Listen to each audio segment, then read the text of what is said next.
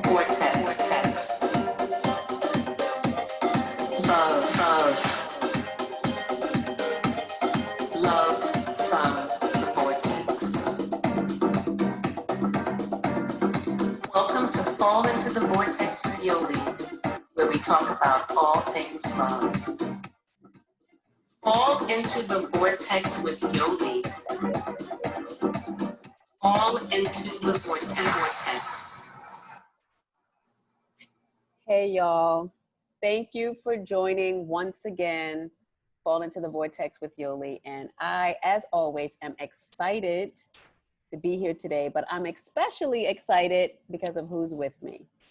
Dee Jackson. Dee, can you just tell us, may I call you Dee? Yes, please. Okay, can you just tell us who you are? Dee Jackson, many things actually. Most people know me as an MC, one half of the group 80s Babies. I'm a father, I'm an activist, everyday black man. Yes. Yeah, but most people know me. I am an MC, hip hop group 80s Babies. And if I may add, a brilliant MC, part of a brilliant duo, and I'm especially blessed because you'll be doing a bonus track on my audiobook. So I just wanted to put that out there, that I'm excited about that, and also just now open up space for you to share anything that you want, anything creative. You want to bust a verse, if you want to share a poem, or if you just want to talk something through, share anything that you like.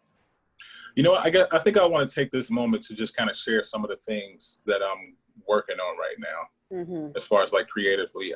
One thing, just want to talk about the Unlearn album, 80s Babies project. I'm really proud of that. You know, unintentionally, it's actually like the soundtrack of the world right now, the current state. Unintentionally too, but it fell right in there too. So I want to encourage everybody to check it out. How can they check it out? Dee, can you give some information on that? Yeah, it's on every DSP, every digital streaming platform. The name of the group is 80s Babies, and the name of the project is Unlearn.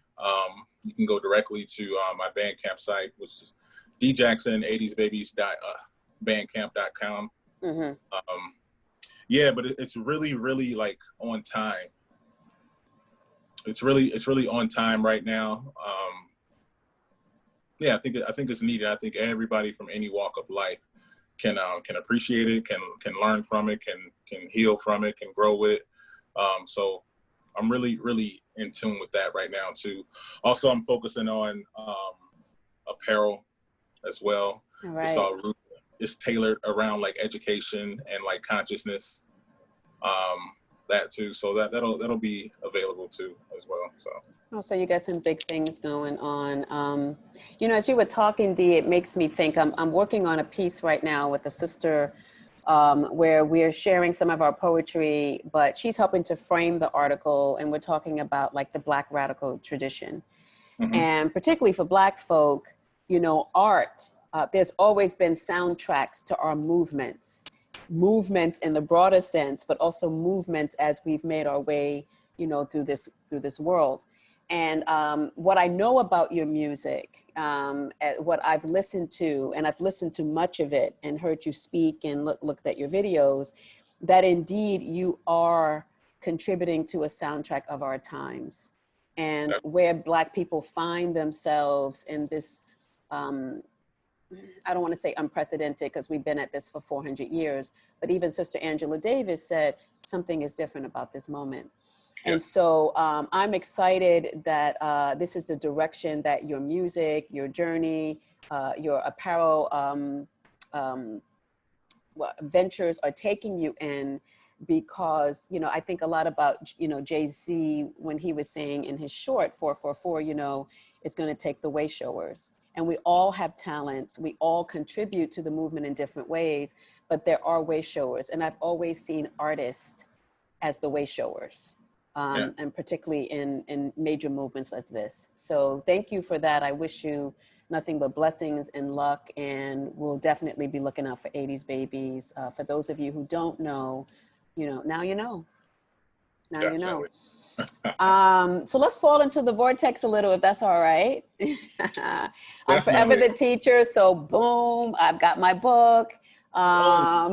Boom. So Dee, tell us where you're going in the book so we can join with you. And I'm just excited, you know, to hear you read anything that you're going to read. Actually, we can go early in the book too. Actually, page 4. Okay. Funny that you and I were just speaking about this moment in time and how it felt different.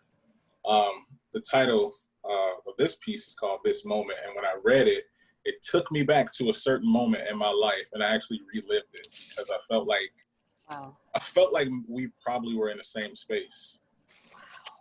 Oh, that gave me chills. Oh my gosh. Yeah. So when I read this, I literally was taken somewhere that I experienced before too. So. Oh, well, page 4, y'all. Yep. All right. So this one's titled This Moment. All right. Something has shifted between us. I write very little now, you even less. Perhaps it's the quickened pace of our lives that has prevented our connection. Or was it the movie? And all this delicious darkness, did it reveal an adventure you're not prepared to take?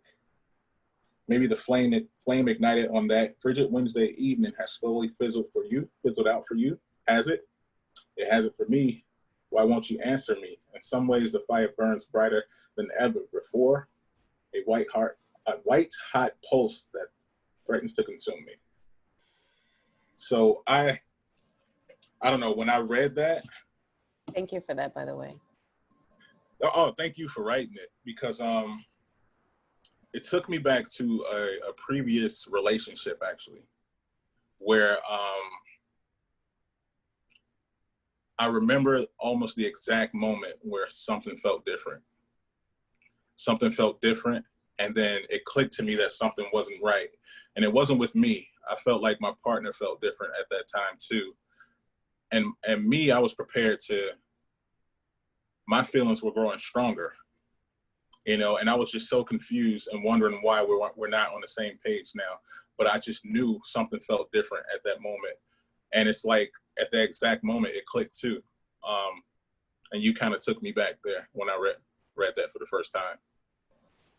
Wow. If I could ask you, Dee, because I am so, at least for me as a poet, and you're a poet, you're a songwriter, you're a lyricist, I get very embodied experiences, right? So for example, when I know a poem is rising, I can't go to the bathroom, I can't eat, I can't do anything. Like, this has to come out. And there's a certain feeling that I have in my body. Yep. And even when I read this, and I haven't in about maybe 2 weeks, but at one point I was reading a poem a night, just kind of reacquainting myself. And I always get these embodied responses. So I'm wondering if you can take back to either the first time you read it or even now reading it. Was there any embodied response? What did that feel like, and what do you think that's connected to? You know what? I wouldn't necessarily say an embodied response. Every time I've read that piece, it was almost like just traveling back to that moment in time. Wow. It was almost like reliving that, because I remember my exact feelings. I remember that exact moment. I remember how I felt she felt, and the aftermath of it, you know. I hope it doesn't open trauma for you. No, it's not traumatic, because that I've had closure to that event and that time. But I almost felt like you wrote it for me. Wow. Oh Yeah. my God. Dee, you have no idea the impact of what you just said. And I imagine you can, because as an artist, when someone says, man, I listened to that song and I felt like you wrote it for me, or you were writing it for me, there's nothing more beautiful than hearing that. I just want to tell you how much you blessed me by just saying that, because again, this wasn't supposed to be a book. I didn't set it out to be a book. You know, I would write these poems at this very difficult time. And, you know, my bestie, Goldie, was there. She's the one that probably has heard every version of this poem. And I would just say, you know, let me read something to you. And when I would read it to her, and she would be like, wow, sissy. Yeah. Like, thank you for that. Then Dee, I knew that it was something a little bit bigger than me, if that makes sense. Like, I Oh, knew I absolutely. was writing it to understand what the hell was going on in my mind and what are these experiences with these men. But every time I, let's say, read it to my best friend or shared it, people would be like, oh, I can relate to that. Yeah. So that's when we know, that's the beauty of, for me, what artists do, and particularly artists of the Black radical tradition, which I definitely see you within that, and the work that you do and the videos that you and Tall Black produce. It is like the voice of the people. Yeah. And there's nothing more powerful and like such a heavy responsibility of doing that. Do you ever feel burdened by the work that you're doing and what you're putting out, particularly at this time, if that makes sense? Great question. I wouldn't call it a burden though. I never feel burdened. I feel a certain responsibility, I should say. People depend on me or rely on me to provide the content that they need. So I have to be responsible with that. You know, I don't feel a burden though, because that it's coming from inside of me. It's coming from a place, from a true space. So if I'm being true to the craft, if I'm being true to myself, it's going to come out that way anyway, whether someone identifies with it or not. So I don't feel a burden to do it a certain way, but I do feel a certain responsibility. I know it's a thin line between the two, but I do feel a certain responsibility, just to be responsible with what I say, knowing that people hang on my words the way that they do. So I do have to be responsible with it, but at the same time, true to myself. And I think my true self is a responsible person and is a conscious thinking, speaking person too. So, You know, Dee, can I ask you something? It's like my mind is racing, but I'm still fully present at the same time. And I'm just so taken by how each of these interviews are so different based on the person or the people in front of me. And I just feel compelled to ask you about your process, right? And I'm thinking about this idea of the vortex, right? And so in the book, there's a quote, particularly from the Salvador section, that I quote from Esther Hicks that says, you can only coax someone into the vortex from the vortex. And for me, the vortex was a space, a place of incredible learning. Of course, it wasn't a physical place. It was an emotional place. It was a mental place. It was a time-bound place that was of immense learning and pain and joy. And so I'm just imagining that when artists produce, at least for me, it's almost a falling into the vortex, if you will. Can you talk a little bit about your process? Where does your mind go? Where do you go? And you can take that question any kind of way you want to. When you create. So with me, I am super non-traditional and unpredictable. I feel like I'm most creative in the middle of chaos. And not chaos not like super chaotic, like something bad has to be happening or something. But like, I can recall in a previous relationship, we were having a disagreement. And then I pulled out my phone in the middle of it because something literally sparked. And I'm typing, she was like, well, this is not the time to be texting somebody. I'm like, I'm not texting. I'm actually typing down some lyrics and things like that. It seems like, you know, when I'm in the shower, it's just so random and things like that. But mostly when there's some particular activity that's sparking some type of thought, that's when I feel creative, you know? So like, I'm an observer. You know, some people call me paranoid, whatever, but I'm always observing everything around me too. So I get inspired by everyday life, you know. So I'm always constantly looking. I could be at the dinner table and something comes to me, and I've learned not to suppress those thoughts because I've lost albums of material, thinking that I can go back and write it. But when it's in your head, you gotta put it to paper, put it to somewhere too. So my process is a little different. I know some people, they need to be, you know, isolated in a quiet room with a candle burning and things like that, and they can write. me, it's so random. And I think the more chaotic the situation or busy the atmosphere is, the more creative my mind start flowing and things like that. So it's kind of random, but I guess it's kind of not at the same time, but anywhere. Right. It's kind of like, what does it say? Organized chaos, Yep. right? Yeah, no, Mhm. I get it, because for me, when it hits me, and, you know, I've written a novel before, you know, I've written short stories. I've been writing all my life, trying to figure out, you know, this world, myself. And the voices come to the head, right? You can't say that to everyone. It's like, oh, you hear voices? They'll be ready to send you to the therapist. And, you know, the therapist is not a bad thing, indeed. But, you know, Yeah. if they're not an artist, they don't quite get it. So I literally have to stop and start writing down what I've learned to do over the years. I tried all different kinds of things. I used to keep a recorder, you know, those little dictaphones at the side of Yep. my bed, because things would hit me at 3 a.m. I always kept a piece of paper and like pen next to me, carried it in my bag. I have journals upon journals. And so for me, it can hit. And just like with the thing with the vortex, when I was writing these poems, it was one day, it was 1 month. I was writing a poem every day for 21 days straight. Yeah. And then there was nothing. I can relate. Then there was not. So what do you do in those downtimes? Let me tell you, do you just sit and know that that's your process? And you know that there'll be a resurgence, or are you thinking about it?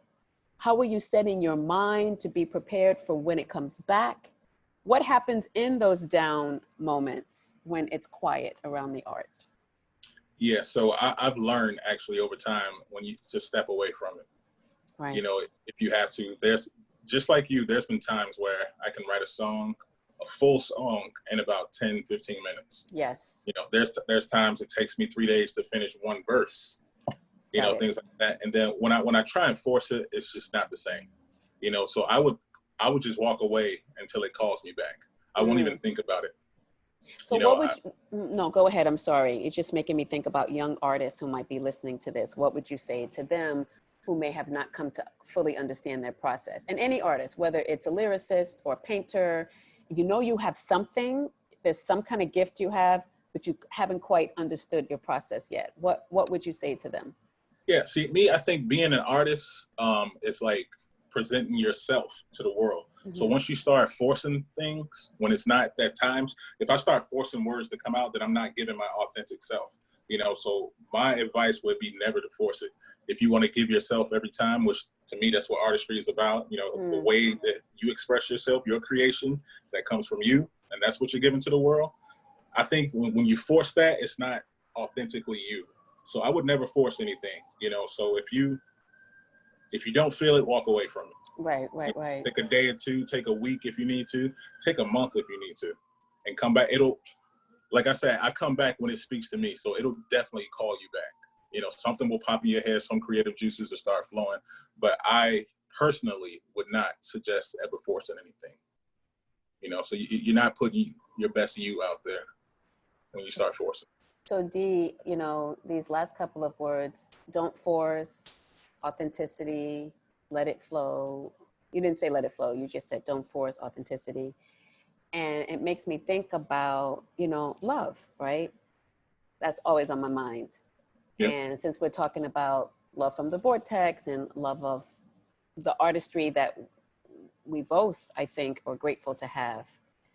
Well, when we talk about love, whether it be in family relationships or romantic relationships, how do you know it's authentic?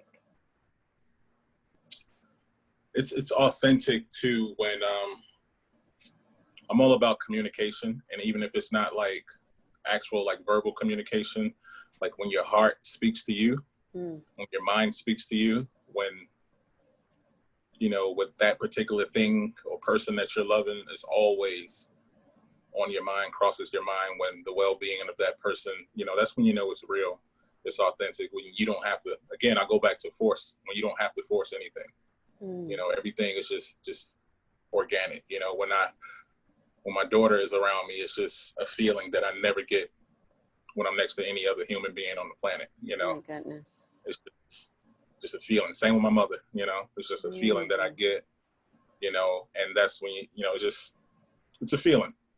Right. You know, like my heart speaks to me, my mind speaks to me, my body speaks to me. Wow. You know, and that person brings that energy around me, and that's when you know it's real, in my opinion. Wow, Dee. Can I say that that's beautiful? No, I mean, I just, when I set out to do this, and I was saying this to a previous interviewee or someone on the show, that when a lot of creativity and people have created things since the COVID, since the Rona, right? There's folks who are podcasting and all this other stuff. And I never really thought, oh, let me do a show. But when I started getting all of the feedback, the text messages and voice memos and emails and people saying, oh my gosh, I'm about to go through a divorce and this is doing this for me, this is doing that. And then I said, you know what? It might be worth something just having people come and talk about love and just talk about, just where they are with love. And so I want to thank you for what you just shared about your daughter, about your mom. And I want to ask you, just in this realm of romantic love, and the episode that I just did a little while ago, one of the gentlemen, the brothers read the poem, I Want. And so I was compelled to ask him, well, what is it that you want? If you could name 3 things, in this case, in a romantic relationship, and he's in same gender loving relationships. So for him, his partner, as a man, what do you want from that man, that partner? And then he named these 3 things. He said, I want that person to have self-love. I want that person to love Black people. And I want that person to be willing to go on the journey, to know that this is not going to be perfect, but that we can do it together. So I'm going to ask you the same thing, because this is still resonating with me. If you could name 3 things, and right now I'm talking about romantic relationships, what is it that you want, Dee? First, I think the most important thing to me, I need that person to have a relationship with God. Say it again, please. That's more of a necessity rather than a want. They have to have some form of relationship with God. It doesn't have to be structured as far as like religion, not necessarily. If it is, fine, but you have to have a strong, like God has to be the leader of your life. Yes, Brother, yes. So, yeah. Also, that person would have to believe in me. And when I say me, all the extensions of me. So I'm a package deal. If you believe in me, you have to believe in my daughter and all her endeavors and things like that. So, yes. So that person would have to believe in me and my ideology and things like that. Yes. And then just overall companionship. I want a best friend. I want somebody to laugh with. I want somebody to be goofy with. That's it. Somebody to talk about serious issues, and to somebody I can take off. I can have a bad day at work and I can take it out on them and they won't take it personal. That's right. I can let off some steam and they can just sit there and listen to me. Because they know the struggle that you're in. Yeah, and that reminded me just really quickly of the poem that I wrote about Zarin, where there's a particular stanza where it says, like, this was someone who understood the struggle in a way that I couldn't, because I'm not a Black man, but also in the way that I could, because our Blackness, our shared Blackness allowed that we can rant and rage against this false, this broken and false democratic ideology of a nation. And for me, Blackness matters in that.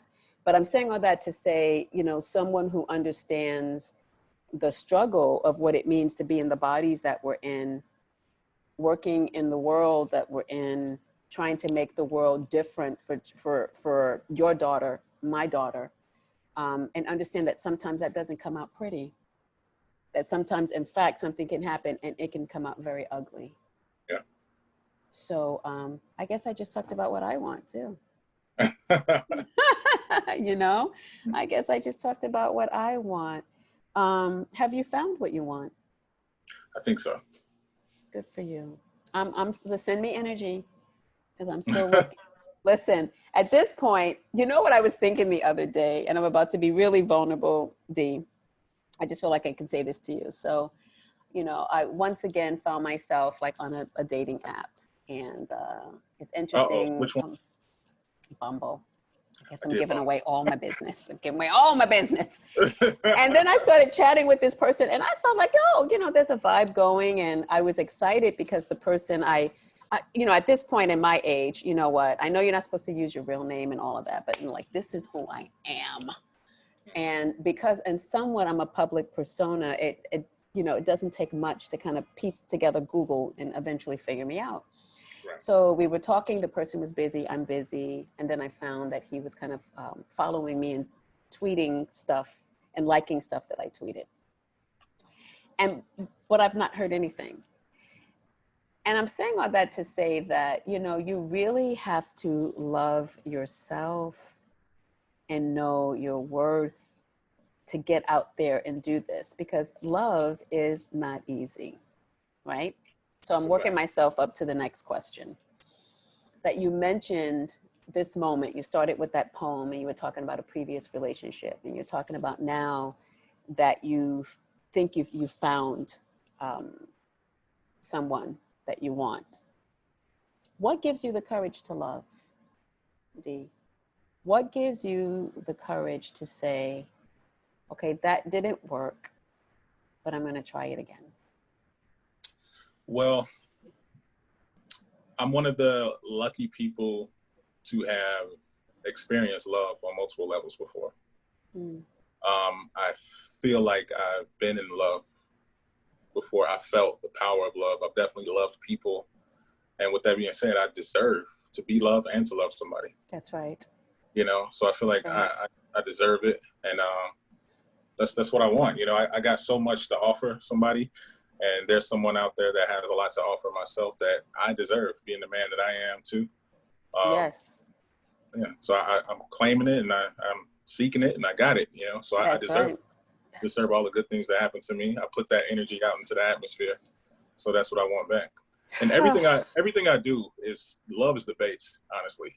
You know, everything is rooted on love. Even like I made a song about police brutality, but the base of that is love, because I love us so much. We don't deserve that. Yes. You know, so everything I do is based off love too. So that's just me. It's my motto. Oh, Dee, do you have a brother? I got two of them. I'm just joking. Brother, no, this has warmed my heart. And, you know, believe it or not, our time, it's already over our time. You know, I feel like this has been 5 minutes, and I can just continue talking to you because of the way your mind works and the way your heart is, Dee. But as we close, I just want to leave the last word with you, and that could be anything. That could be a word of advice from what you've learned in your life for those who are listening. It could be something creative. You could read another poem. You could give a shout out. The last words are yours. So I want to invite you to give the last words. I guess I'll leave you guys with just saying, encourage you to just let love take charge and take over, and everything will be okay. And on that note, man, wow, why do I feel like I want to cry? Why? Oh, yep. Love is the answer, Dee. Yeah. Thank you, Dee Jackson, 80s babies, father, son, lover who knows what he wants. Thank you for putting pen to paper to capture our moment of struggle in this time. And thank you all for joining Fall Into the Vortex with Yolie. We will see you next time for sure. Thank you. Take care.